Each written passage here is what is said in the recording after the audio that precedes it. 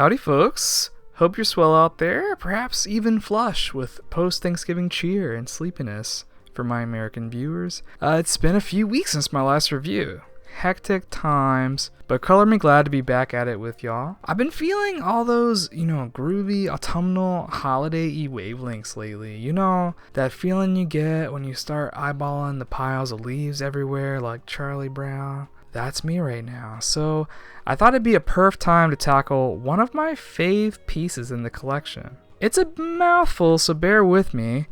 Christopher Ward's C63 Sealander Limited Edition in New Forest Yellow. I'm pleased to finally be reviewing something from Christopher Ward, as I'm quite a fan of the brand. It's the second of 3 pieces I've snagged from them over time, and probably the apple of my eye from that set of 3. I thought about busting out this watch in an earlier review, but I wanted to let this one marinate for a bit, to be honest. I followed this release closely after a lot of coy, teasing marketing from CW in the lead up to the drop back in July of this year, and I put in my order immediately. This piece is number 7 of 200 for the limited edition colorway, and as of the time of this review, seems to be sold out, unfortunately. That being said, don't despair, as it seems the Jura Green and Acer Red limited colorways are still available for now, and there are snazzy options in black and white in regular production. The yellow was a no-brainer for me, as it's one of my fave colors, which has been well documented on the channel. Peep my yellow Casio double feature vid if you haven't already. But I honestly think you can't go wrong with any of the options. Let's get some particulars on the table before we gush too much. We've got a 36mm diameter. We've got a 36mm diameter. Chef's kiss. 42.5mm lug to lug.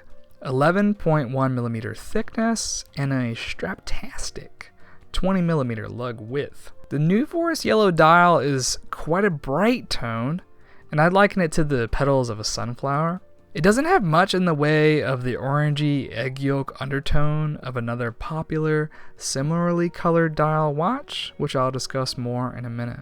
Beyond that, you've got CW's go-to light catcher, TM, case with its alternating brush and polished angles and facets. The signature broad arrow and sword handset with trident balance on the second hand. The twin flag logo in black with other printed black elements on the lacquered dial.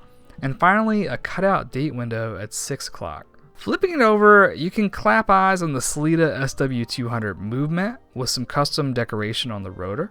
It's got a 38-hour power reserve. Anecdotally, mine has been pretty accurate, which has been the case with all 3 CW pieces in the collection, gaining about 4 to 5 seconds a day on average. I ordered mine on the leather strap, which I'll show, and it came with an additional colored leather strap that matches the dial. You've mostly been seeing the piece on a Fluco black suede strap, which I prefer, and I've thrown another blue suede strap in the mix just to be extra. This watch scratches a lot of itches for me, y'all. Seriously. I tend to strongly prefer simple, daily, leaning toward dressy pieces, and I think this piece falls into that category. The color may tip the scales for some folks, but I don't hesitate throwing this one on the wrist for most any occasion. Ultimately, I'm also on board for CW's signature styling, the handset, the logo, etc. Not everyone is, and I almost feel obligated to comment on that last element, the logo. Any Christopher Ward review, thread, post, or what have you invariably has a sideline related to the company's fluctuating branding over the years. Recently, they've ditched the sans serif Christopher Ward on the dial, which was most often situated at 9 o'clock, a la my C60 Sapphire. I didn't have much of an issue with it, but it was obviously a sticking point for a lot of enthusiasts. I see people bagging on the twin flag logo now. You can't win them all, I reckon. I'm for the change. I like the logo, and I feel like the current branding hits a nice sweet spot. The color is unique and stands out in the context of my collection and probably most collections, I would imagine. Usually you don't get a shade like that outside of Doxa or something along those lines. I alluded to another watch earlier, and probs most of you knew I was thinking of Rolex's Yellow Oyster Perpetual from a couple years back, which is discontinued. Which from all the photos I've seen, I haven't seen it in person, I admit, but it seems to be a slightly different color. Some people try to get snooty and say this CW is an homage, to use a nice phrase. And while I acknowledge that there's a definite trend right now for colorful dials, beyond Rolex, beyond CW even, I don't think it's fair to say Rolex owns that. And they can't monopolize simple dial layouts either, like this one. There's room for it all, and this watch has a character all its own. As far as negatives go, I don't have much to say here beyond very subjective, preferential type wishful thinking.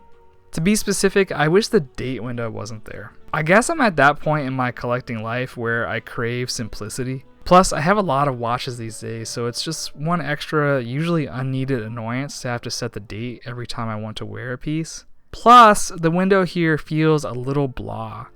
If they have to have it, which I concede is likely necessary to sell more watches, since by various accounts customers prefer date complications, then I wish we at least had some decoration around the window. A frame line maybe? Like the Trident Pro 300 and the C60 Sapphire in the collection? Or maybe even an applied metal frame? A homemaking dream? Other than that, I will say setting and winding the watch can feel a little wonky or crunchy sometimes, and isn't the most satisfying experience I've ever had, but it hasn't been a serious problem. And finally, I'm a smidge blah on the movement, which is a super common one in this price range. I'm happy that it's a proven, reliable movement, which should be easily serviceable, but that power reserve isn't great and a bit of a bummer. It feels a little topsy-turvy to have 38 hours with this piece, and then have a Hamilton Khaki mechanical, for example, for half the price with 80 hours. Maybe it's a little unfair to compare, since we're talking about very different companies and production scales, but there it is. Well, there's the Sealander for ya. What are your thoughts on this piece or Christopher Ward as a brand? Color me intrigued to hear what you have to say. I do plan on reviewing those other CW pieces at some point, so stay tuned for that. Thanks as always for spending a little time with me. Hope you have a rad day wherever you are. Take care.